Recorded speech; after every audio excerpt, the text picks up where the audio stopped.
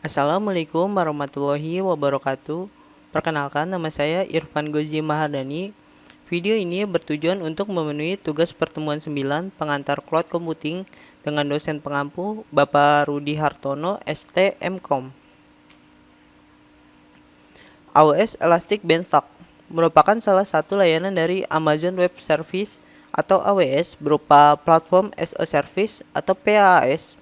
Pengguna hanya memerlukan source code dari aplikasi web pengguna, kemudian dideploy ke Elastic Beanstalk melalui AWS CLI atau AWS Console. AWS Elastic Beanstalk adalah layanan yang mudah digunakan untuk menerapkan dan menyesuaikan skala aplikasi dan layanan web yang dikembangkan dengan Java, .NET, PHP, Node.js, Python, Ruby, Golang, dan Docker pada server yang umum dikenal seperti Apache, Nginx, Passenger, dan IIS. Elastic Beanstalk adalah salah satu lapisan abstraksi dari lapisan IC2. Elastic Beanstalk akan menyiapkan lingkungan untuk pengguna yang dapat berisi sejumlah instance IC2, database opsional, dan beberapa komponen AWS lainnya, seperti Elastic Load Balancer, grup auto-scaling, dan grup keamanan. Kemudian, kapanpun pengguna ingin memperbarui perangkat lunak yang berjalan di AWS, Elastic Beanstalk akan mengelola proyek ini untuk pengguna. Selain sumber daya yang dibuat untuk pengguna, Elastic Beanstalk tidak akan menambah biaya apapun. Jika pengguna memiliki 10 jam waktu penggunaan IC2, pengguna perlu membayar 10 jam waktu kalkulasi. Keunggulan AWS Elastic Beanstalk. Yang pertama, langkah awalnya cepat dan mudah. Elastic Beanstalk adalah cara tercepat dan termudah untuk menerapkan aplikasi Anda di AWS. Anda cukup menggunakan AWS Management Console, repository Git, atau Integrated Development Environment atau IDE seperti Eclipse atau Visual Studio untuk mengunggah aplikasi Anda.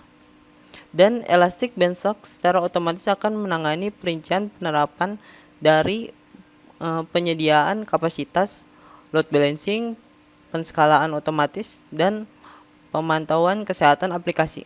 Dalam beberapa menit, aplikasi Anda akan siap digunakan tanpa upaya konfigurasi infrastruktur atau sumber daya di pihak Anda.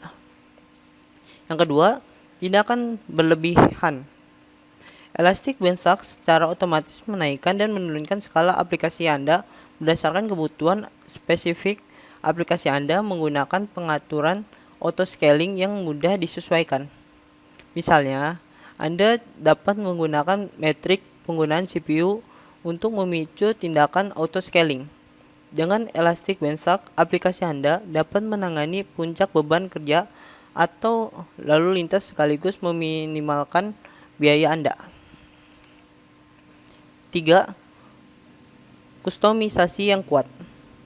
Dengan Elastic Beanstalk, semuanya di bawah kendali Anda. Semua yang dibuat hanyalah layanan AWS, sehingga Anda dapat melihat IC2, melihat instance baru, dan SSH ke dalamnya. Anda dapat memperbarui file konfigurasi database Anda, dan Anda dapat memperbarui grup keamanan untuk semua mesin, sehingga misalnya seluruh aplikasi Anda hanya dapat diakses dari alamat Epic kantor Anda. Keempat, harga dan fleksibilitas. Pengguna dapat memilih ukuran instan pengguna, serta dengan mudah menambahkan lebih banyak server front-end ke penyeimbang beban. Pengguna dapat dengan mudah mencocokkan kebutuhan server dengan beban layanan pengguna. Elastic Beanstalk bahkan memiliki fungsi penskalaan otomatis, tetapi akan menjadi cara yang bagus untuk menghemat uang untuk aplikasi yang lebih besar dengan hanya menghadirkan server tambahan saat diperlukan. Kekurangan AWS Elastic Beanstalk. Yang pertama, kurangnya informasi dalam update. Tidak selalu jelas bila sistem AWS diperbarui. Bila Elastic Beanstalk diperbarui, AWS tidak menjelaskan secara terperinci apa yang sudah dirubah atau diperbarui.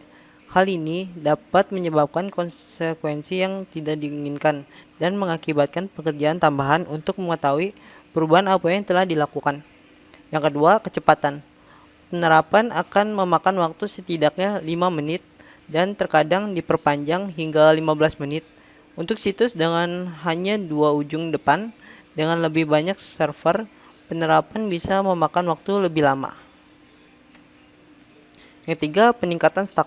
Elastic Beanstalk selalu hadir dengan versi tumpukan baru, tetapi kami tidak memiliki informasi apapun tentang apa yang telah berubah.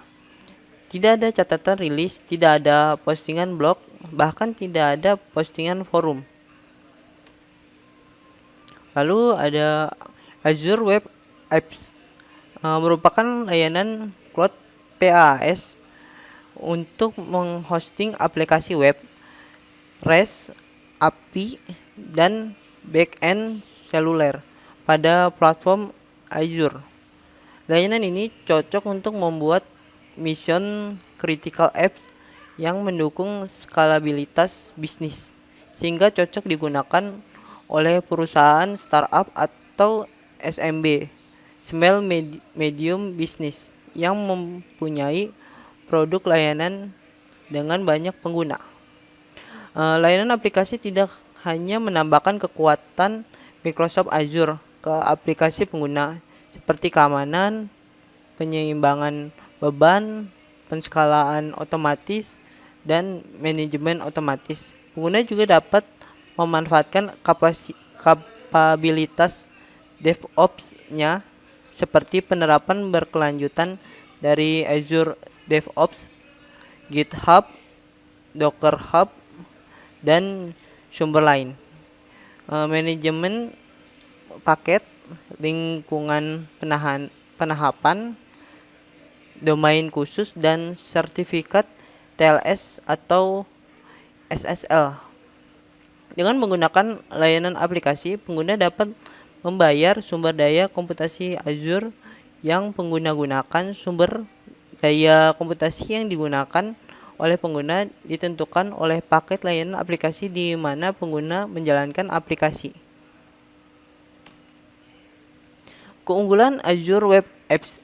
Yang pertama, Microsoft Azure menerapkan sistem keamanan terpercaya, sehingga tidak perlu khawatir soal proteksi dan privasi.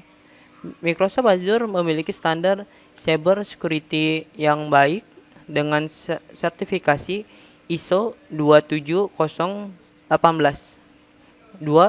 Mendukung hampir semua sistem operasi, perangkat, bahasa pemrograman, tools, framework, dan jenis database apapun yang pengguna gunakan. Fleksibilitas ini yang pengguna butuhkan karena sangat mudah dalam proses infrastruktur IT pada perusahaan pengguna. Selain itu juga memberikan transparansi pelayanan yang profesional. Ada Transparency Center yang berfungsi untuk review source code dan menjamin tidak ada yang salah dari sistem keamanan layanan cloud computing. Yang ketiga, pengguna tidak perlu mengeluarkan biaya di awal untuk menyewa sebuah server hosting. Pengguna hanya perlu membayar sesuai dengan sumber daya yang digunakan untuk menjalankan aplikasi sesuai banyaknya user. Yang keempat, interoperabilitas atau kemampuan sistem berkomunikasi dengan sistem lain tanpa upaya tambahan sangat dibutuhkan guna efisiensi pekerjaan. Jika public cloud tidak memiliki keamanan dan private cloud memakan biaya yang cukup mahal, solusi terbaiknya adalah memilih hybrid cloud. Beruntung karena dengan Microsoft Azure, pengguna dapat mengembangkan aplikasi on-premise pada layanan cloud ini berupa pengguna telah mengurangi atau meminimalisir pengeluaran terhadap infrastruktur on-premise secara signifikan, terlebih untuk pengeluaran jangka panjang yang diperlukan seiring dengan kemajuan dan perkembangan perusahaan pengguna. Kekurangan Azure Web Apps. Yang pertama, fitur keamanan yang disediakan oleh layanan PaaS pada Azure Web Apps adalah keamanan platform, bukan keamanan aplikasi kita. Jadi kita tetap harus memperhitungkan risiko keamanan dari aplikasi kita sendiri. Yang kedua, membutuhkan keahlian platform. Tidak seperti server lokal, Azure memerlukan keahlian untuk memastikan semua bagian yang bergerak bekerja bersama secara efisien. Kesalahan umum oleh administrator bisnis yang tidak sepenuhnya terlibat dalam seberapa baik atau buruk server cloud mereka beroperasi adalah menyediakan layanan cloud secara berlebihan. Meskipun merupakan kesalahan umum, daya komputasi server lokal tidak diterjemahkan secara samar-samar di cloud yang berpotensi merugikan bisnis ribuan dolar per tahun. Ya, terima kasih. Apabila ada kesalahan dalam materi dan penyampaian kata dari saya, mohon dimaafkan. Wassalamualaikum warahmatullahi wabarakatuh.